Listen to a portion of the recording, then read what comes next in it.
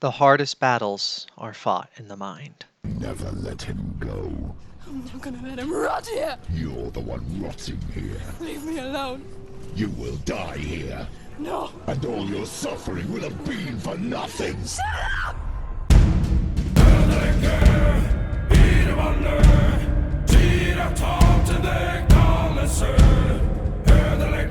What's up, guys? I'm a son of Benedict. Remember how my last video was on mental health and depression? Yeah, I should have just waited until I played this. Hellblade is one of those rare gems that only comes around once every couple of years. Except that year was 2017, and I'm a little late. Regardless, this game is epic. Anyone who knows even a little bit about this game knows what I'm going to talk about. Mental illness. For those who don't know, Senua, the main character in Hellblade, suffers from psychosis, a rare disorder that, among other things, makes her hear voices in her head. This video is not about psychosis per se, but about mental illness in general. First off, let's take a moment and say that if you are suffering from mental illness, any mental illness, please seek help.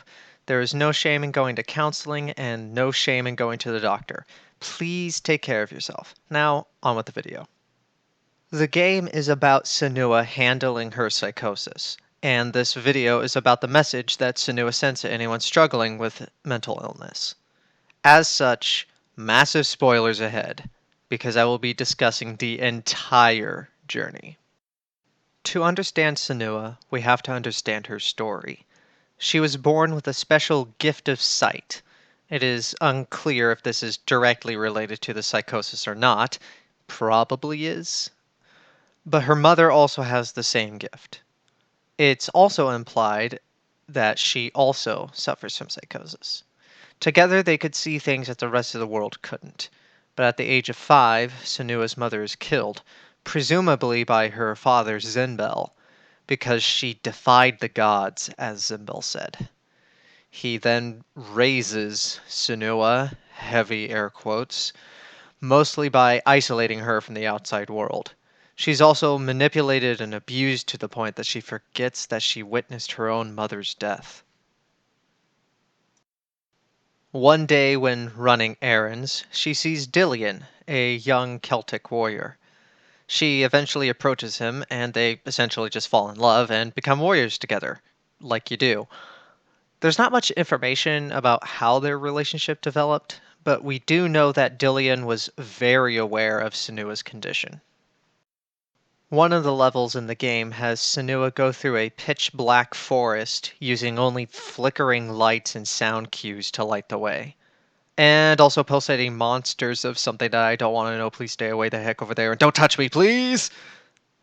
All throughout this level, the voices in Senua's head are silenced, except for the narrator, which is a story for another time of how that works. But anyway, the only real voice here is Dillion's. At the end of the level, Dillion reveals that Senua had been wandering around a forest in a complete trance. Her eyes were open, but she was in a different world.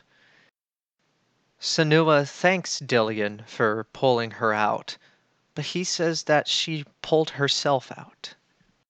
It's clear based on this level and other clues in the game that Dillion pulled Senua out of her own fractured mind on more than one occasion. For this, Senua loved Dillion, and Dillion loved her not despite her condition, but also not because of it. To him, as he put it in his own words, it was just another part of the person he loved. At some point, a plague strikes Senua's homeland, and she is blamed for it because of her special sight. Dillion loses his father to the plague, but he does not blame Senua. Zinbel, on the other hand, tells Senua that if she had just cooperated with him, there would be no plague, but instead she defied the gods like her mother. Although Dillion tries to reassure Senua, she thinks it is best if she goes into exile in the wilds. Dillion makes Senua promise she'll come back, and she does. It is unclear when this happens in the timeline, but Senua confronts her father and says she's leaving. She lets slip that Dillion is the reason that she is leaving her father, and he beats her for it. Zinbil later finds Dillion and sends him off as a slave to the Northmen, that is, the Vikings. Dillion is killed not long after. This all happened when Senua was in exile. She promised Dillion that she would come back to him, not just to their homeland, but back to him. So she takes it upon herself to save his soul from hell. Norse hell, not Christian hell. Different afterlife rules for each. This journey to hell is where the game begins, but the end is where we go next. In the final moments of the game, Senua confronts Hela, the goddess of hell. Confusing but impressive videography and debates about whether or not Senua is dead aside, the point is Dillion is not resurrected. If you want to hear my thoughts on the ending, I'm willing to make another video, but for now, let's talk about what the ending means for Senua. Senua lets go of Dillion's head, the one thing she needs for him to be resurrected. The voices return after being gone for a while, and it appears that, at least on the surface, her journey was for nothing. But that's not true. Whether or not she could actually resurrect Dillion, she beat her psychosis and abuse. As the game goes on, you may notice Senua becoming much more confident in herself. She frees herself from the shackles of her father, literally, and she accepts her gift. She no longer blames herself for the plague, and she's no longer a victim but a survivor.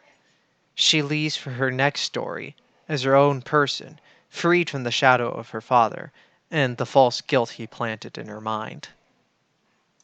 There are two things going on here. First is the psychosis, the other is parental abuse. Senua overcame both herself. Dillion is more than willing to help, but the game makes it abundantly clear that he is not the cure. Senua only acknowledges this by the end.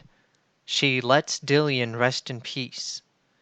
When it comes to the abuse, Senua moves beyond her father. His voice no longer haunts her at the end. She's free from his influence. She saw through the lies. As for the psychosis, the game also makes it clear that it was never cured. You can hear the voices right up until the credits roll. She knows the voices will always be there, but they don't bother her as much anymore.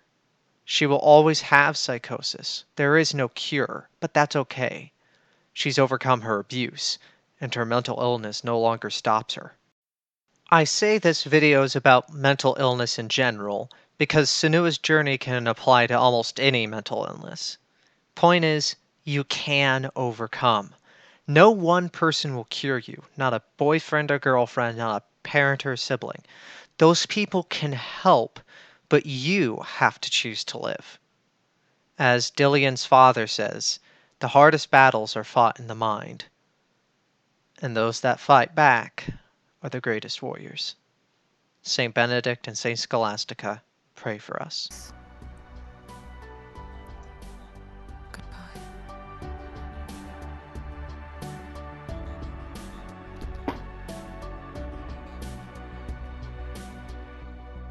I know it's hard.